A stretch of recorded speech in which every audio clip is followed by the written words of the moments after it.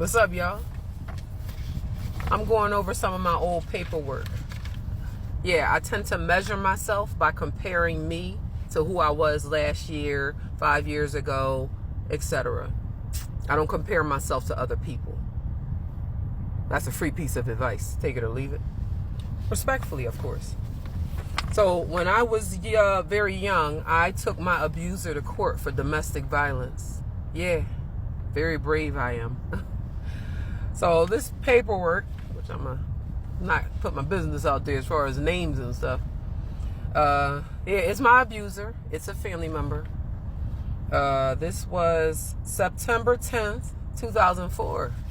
Yeah.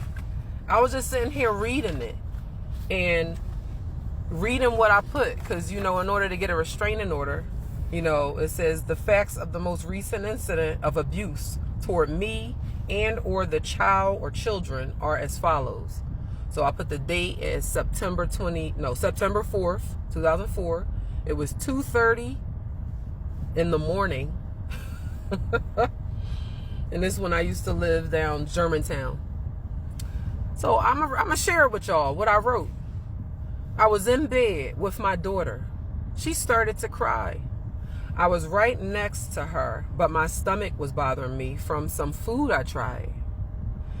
It was something different, I guess, than my body was used to. No sooner than I was about to get up, my abuser, I put his name, but I'm going to say my abuser comes through the door. He then lays down in my bed right next to my daughter. I got up and asked him nicely to leave because we didn't have a good relationship. He's very abusive towards me specifically. Of course, he ignores me, picks up my child at 3 months old, and leaves out of my room. Now, I already know that he has a cold and he had alcohol on his breath really strong, which is one of my triggers. Thanks for that one. I then follow him for about half an hour straight, asking him nicely, that's crazy, I still remember that, asking him nicely to give me my baby. The whole time he is, what's that say? Swinging at me, yeah. I'm dodging jaw hits, basically. Swinging at me at least 6 times throughout the whole thing. And missed me 3 of the 6 times. So he connected them hits a couple times. I was pushed by him really hard into the laundry sink in the laundry room. The wall now has a hole in it. And the sink is not usable. So that had to be replaced. So on this other line, it says, some examples of his or her previous abuse conduct. I wrote, it's here, it's written. I wrote, he has physically hit me, verbally abused me most of my adult and teen life. He is very abusive towards me. He has punched me in the mouth in a couple different houses that we moved from. He calls me a lot of different names, mainly tricks and hoes. He always gives threats to me. And on this line down here, it says, I believe that I and or the child or children are in immediate or present danger of abuse, and that an order is necessary to protect me and or the child or children from the abuser. Because, and then I had to write down here why. So I wrote, it's crazy reading old me, I swear. Me and my abuser never got along, mainly because of his lifestyle and the way he chooses to talk to me. We have, and I definitely think that he will try to hurt me. I do not feel safe living with him. Yeah. Now, what I want to really say to any woman that's dealing with domestic violence, especially from a man, not to dismiss women being violent, that's important too. But when you're a woman and you're used to getting punched by a man, slapped by a man, choked by a man, etc., Your injury that you're going to develop is huge. It's going to alter your perception. You're going to have trauma responses. You know, I tend to be jumpy around people that move their arms a certain way. I have a lot of startle responses. Thanks a lot for that one. I didn't know this stuff was a thing. You know, leave it to the people that I've been closest to. You know, I'm tripping. You know, I'm doing too much. I want answers to all these behaviors and ways I feel, but because my specific group that I hung out with, some of them chose to numb. And I just grew accustomed to that behavior, but I was still ignorant. I needed to really expand my knowledge. You know, I guess you could say tutor myself, which is what I did. I went to the free library, especially with my children. They had all these book reports when they hit charter school. So while I was in there looking for their books while they were in school, I would just expand my knowledge and start reading. And I raised my reading level on my own.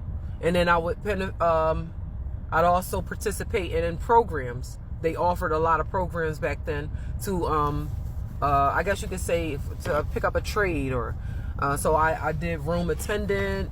I did medical assistant. I did certified nursing assistants. Listen, anything that would upgrade me is what I jumped on immediately. And as I start increasing my knowledge, started becoming more conscious. Honestly, it broke my heart. Ignorance is bliss.